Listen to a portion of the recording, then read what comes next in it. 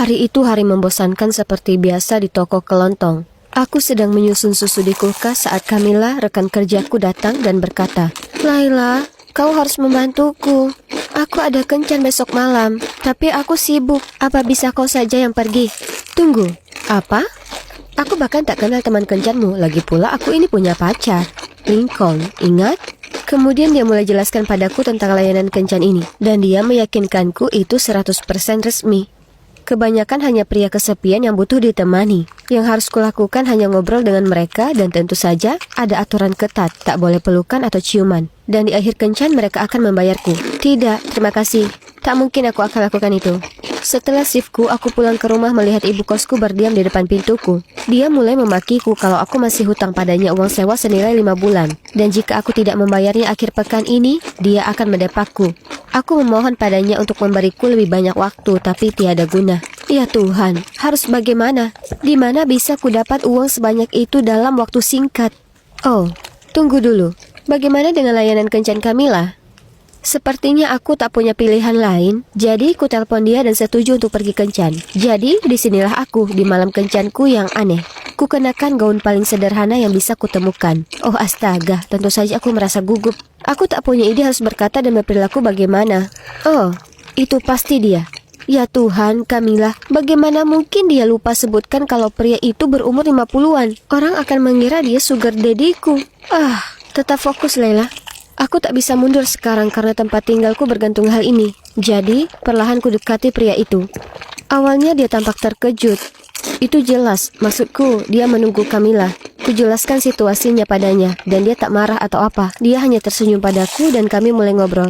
Namanya Tuan Hall. Dia kehilangan istrinya 2 tahun lalu, dan sejak itu dia selalu merasa kesepian dan perlu seseorang untuk diajak bicara. Itulah kenapa dia mulai gunakan layanan ini.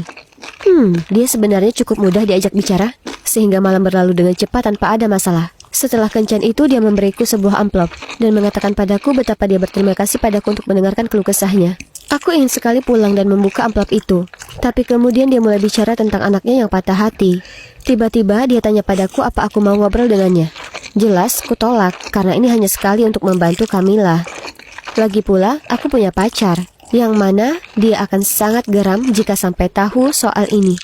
Hari berikutnya ku bayar ibu kos 2 bulan uang sewa dan memastikan padanya aku akan menyerahkan sisanya segera. Tapi yang mengagetkan, dia hanya membentakku dan memaksaku membayar semuanya sekaligus.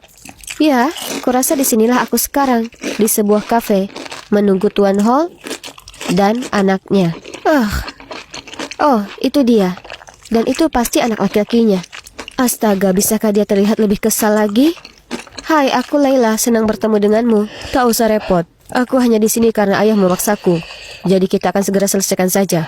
Laila, terima kasih sudah datang. Ini putraku Leon. Tolong jangan ambil hati perilakunya. Kemudian Tuan Hall tinggalkan kami sendiri. Astaga, Leon ini sulit sekali. Setiap pertanyaan yang kuajukan, dia cuma angkat bahu dan mendengus.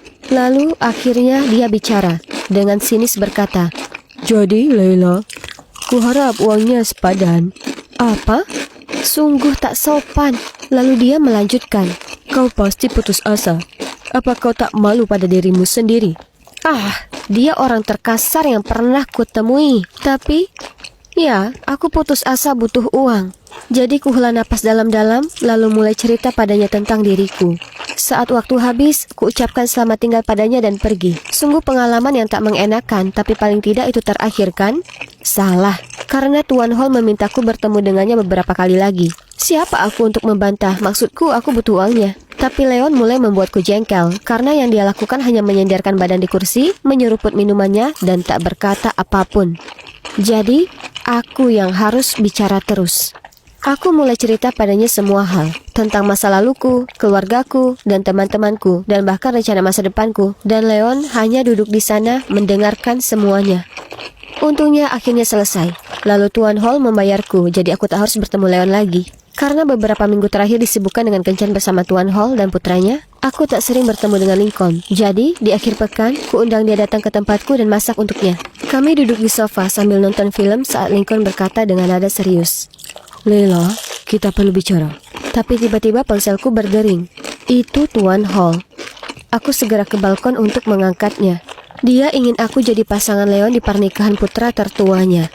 dan dia mau membayar double. Itu kedengarannya mengerikan. Tapi selain uang sewa, aku juga harus bayar biaya kuliah dan makan. Dan gajiku yang tak seberapa dari toko kelontong tak cukup untuk menutupi semuanya. Jadi, dengan enggan aku setuju. Saat aku balik ke dalam, kutanya Lincoln apa yang dia ingin katakan padaku. Dengan ragu dia berkata kalau dia harus melakukan perjalanan bisnis selama 2 minggu. Ya, mungkin itu yang terbaik, supaya aku bisa pergi dengan Leon tanpa khawatirkan pacarku. Aku sangat merasa bersalah. Aku janji ini akan jadi yang terakhir kali aku mau melakukannya. Leon datang menjemputku, dan segera saat dia melihatku memakai gaunku, dia bersikeras aku tak bisa pakai gaun jelek itu. Dia sangat tak sopan. Kubilang aku tak punya lagi yang pantas. Lalu diantarnya aku ke dress butik, lalu menyuruh staf ambilkan aku gaun tercantik di toko untuk kucoba. Oh ya ampun, itu memukau. Aku takjub saat kulihat diriku di cermin. Ya, aku jelas tampak luar biasa memakainya. Dan Leon pasti juga berpikir begitu, karena dia tak bisa alihkan pandangan dariku. Sayangnya aku tak sanggup beli. Tapi sebelum bisa kucegah, dia langsung pergi dan membayarnya.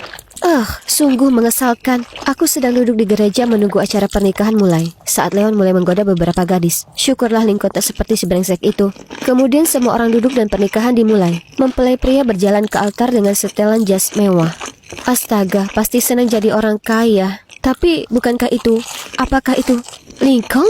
Lincolnku? Mata kami bertemu dan dia terlihat sama kagetnya denganku. Tapi bukannya lari padaku dan jelaskan semuanya.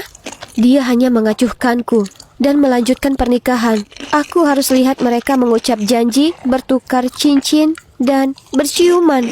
Kurasa aku akan segera pingsan. Kemudian di resepsi pernikahan, Leon menyeretku mendatangi Lincoln dan memperkenalkanku sebagai pacarnya. Sungguh canggung. Dan segera ada cewek cantik yang alihkan perhatian Leon lagi. Jadi dia mengejarnya. Lalu Lincoln langsung menarikku ke tangga. Kenapa kau di sini dengan adikku? Kau selingkuh dariku selama ini? Serius? Bagaimana denganmu? Bukan aku yang baru saja menikah. Biar ku jelaskan, ini tak seperti kelihatannya. Tepat di saat itu Leon muncul dan bertanya kenapa kami bicara di sini. Aku mengarang cerita sedang mencoba menemukan kamar kecil. Kemudian kukatakan pada Leon